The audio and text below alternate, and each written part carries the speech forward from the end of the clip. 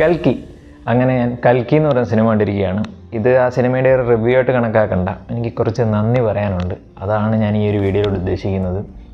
ഞാൻ കുറേ നാളുകൾക്ക് ശേഷമാണ് ഒരു പടം ഫസ്റ്റ് ഡേ ഫസ്റ്റ് ഷോ കാണുന്നത്.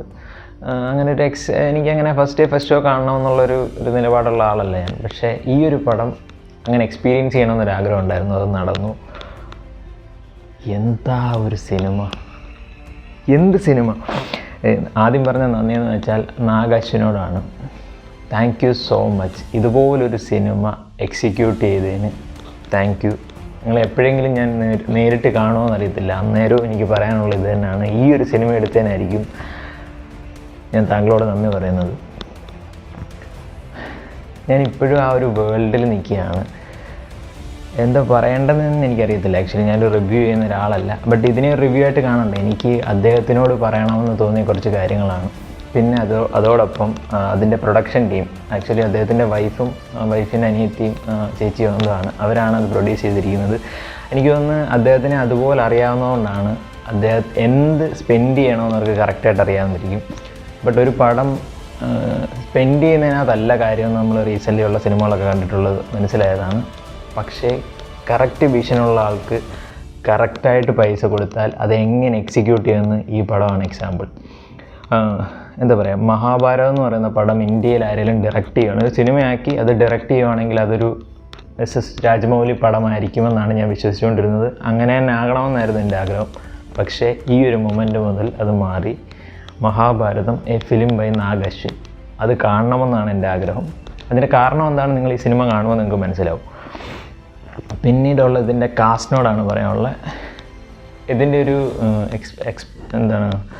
എക്സ്പെക്റ്റേഷൻസിൻ്റെ ഒരു വീഡിയോ ഞാൻ ചെയ്തിട്ടുണ്ടായിരുന്നു. അതിനകത്ത് ഞാൻ പറഞ്ഞാൽ ഇത് പടം ഇറങ്ങിയതിന് ശേഷം ഇതൊരു സെപ്പറേറ്റ് ഒരു അമിതാഭ് ബച്ചൻ പടമാകുക അല്ലെങ്കിൽ ഒരു പ്രഭാസ് സിനിമയാകുക, അങ്ങനെ പറയരുത്.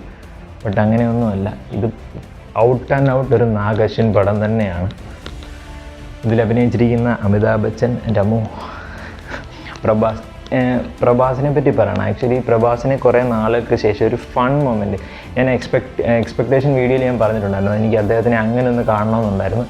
എക്സാക്ട്ലി അങ്ങനെയാണ് ഈ സിനിമയിൽ, ഒന്നും പറയുന്നില്ല. പിന്നെ ദീപിക പദുകോൺ, കമൽഹാസൻ്റെ നമുക്ക് വേണമെങ്കിൽ ഒരു ഗ്ലിംസാണ് ഈ പടമെന്ന് പറയാം. സെക്കൻഡ് പാർട്ടിൽ ഉണ്ടാവും ഒരുപാട്.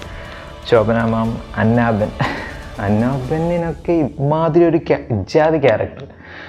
പിന്നെ ഒരുപാട് പിന്നെ എടുത്തു പറയേണ്ടത് നമ്മുടെ ബുജിയുടെ ക്യാരക്ടർ, അത് എക്സ്പെക്റ്റഡ് ആയിരുന്നു. അത് അങ്ങനെ ആണോ എന്ന്, അങ്ങനെ തന്നെ ആയിട്ടുണ്ട്. പിന്നീട് പറയേണ്ടതെന്ന് വെച്ചാൽ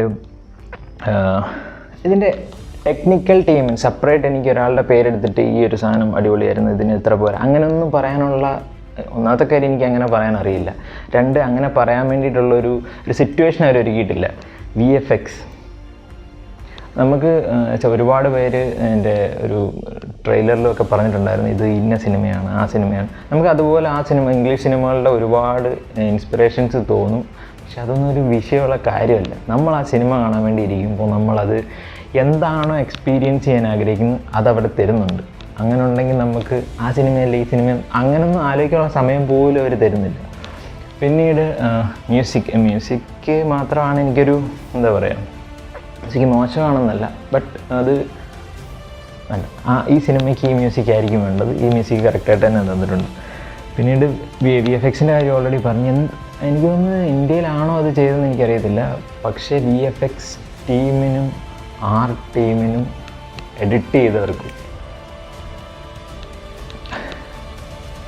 നിങ്ങളെല്ലാവരും ഈ സിനിമ എങ്ങനെ, ഇപ്പോൾ എല്ലാവരും തിയേറ്ററിൽ പോയി കാണണമെന്ന് വാശിയെന്നുള്ള ആളല്ല ഞാൻ. എല്ലാവരും തിയേറ്ററിൽ പോയി, പക്ഷേ ഇത് കാണാൻ പറ്റുമെങ്കിൽ ഡെഫിനറ്റ്ലി നിങ്ങൾ ഐമാക്സ് കേരളത്തിൽ കുറവാണ്, ഐമാക്സിൽ കാണാൻ പറ്റുമെങ്കിൽ ഏറ്റവും നല്ലതാണ്. പക്ഷേ നല്ല വിഷ്വൽ ക്വാളിറ്റി തരുന്ന, നല്ല സൗണ്ട് സിസ്റ്റം തരുന്ന, നല്ലൊരു ഓഡിയൻസിൻ്റെ കൂടെ ഇരുന്ന് നിങ്ങൾ ഈ സിനിമ എക്സ്പീരിയൻസ് ചെയ്യണം.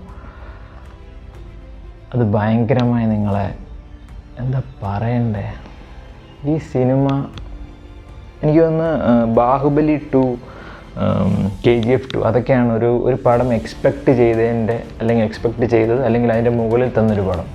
പക്ഷേ ഈ പടം അതുപോലാണ്.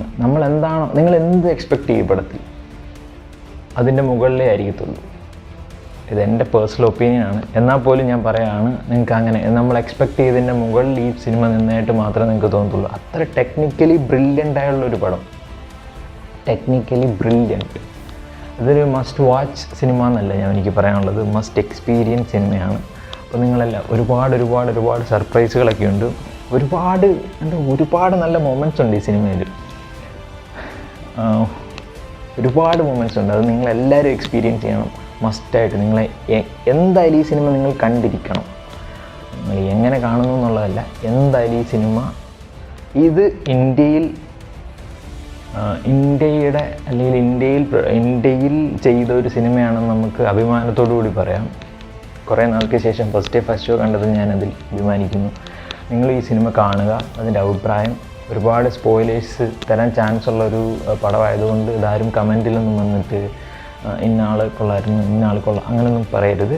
എൻ്റെ ജെനുവിനായിട്ടുള്ള നിങ്ങളുടെ എക്സ്പീരിയൻസ് ഷെയർ ചെയ്യുക. വൺസ് അഗെയിൻ നാഗശ്വിൻ സാർ, നിങ്ങൾ ഒരിക്കൽ ഞാൻ കാണുകയാണെങ്കിൽ, കണ്ടാലും കണ്ടില്ലെങ്കിലും thank you so much. Actually ഞാൻ ഒരു കാര്യം പറയാൻ പറഞ്ഞത്, ഞാൻ ആക്ച്വലി എഡിറ്റ് ചെയ്തതിന് ശേഷമാണ് അത് പറയണമല്ലോ എന്ന് ആലോചിച്ചത്, അതുകൊണ്ടാണ് ഇപ്പോൾ ഇങ്ങനെ ഇടുന്നത്. അതായത് ഇതിൻ്റെ ഒരു ആമസോൺ പ്രൈമിനകത്ത് ഈ സിനിമയുടെ ഒരു അനിമ വേർഷൻ, അതായത് ഇതിൻ്റെ പ്രീക്വൽ എന്ന് നമുക്ക് പറയാം, ഈ കഥയുടെ മുമ്പുള്ളൊരു ഭാഗം കാണിക്കുന്നുണ്ട്. അപ്പോൾ ഈ ഭൈരവ ബുജി എങ്ങനെയാണ് കണ്ടുമുട്ടിയെന്നൊക്കെ അതിനകത്താണ് പറയുന്നത്. അതുകൊണ്ട് നിങ്ങൾ കണ്ടാൽ കുറച്ചുകൂടി ഒരു ക്ലാരിറ്റി ഉണ്ടാകും. അത് കണ്ടില്ലെന്ന് പറയും കുഴപ്പമൊന്നുമില്ല, ബട്ട് അത് പറയണമെന്ന് തോന്നി. പിന്നൊരു സിനിമയ്ക്ക് കണ്ണ് കിട്ടാതിരിക്കാൻ വേണ്ടിയിട്ട് ഒരു നെഗറ്റീവായിട്ട് കൂട്ടണ്ട. എന്നാൽ പോലും ഇതിനകത്ത് ഫസ്റ്റ് അമിതാഭ് ബച്ചൻ്റെ ഒരു യങ്ങർ വേർഷൻ കാണിക്കുന്നുണ്ട്. അതെന്തോ അങ്ങോട്ട് അതൊന്നും ഈ സിനിമയുടെ അതൊരു നെഗറ്റീവായിട്ട് പറഞ്ഞാൽ കണ്ണ് കിട്ടാതിരിക്കാൻ വേണ്ടി മാത്രം പറയുന്നതാണ്. അപ്പോൾ നിങ്ങളെല്ലാവരും ഈ സിനിമ തിയേറ്ററിൽ തന്നെ പോയി കാണുക.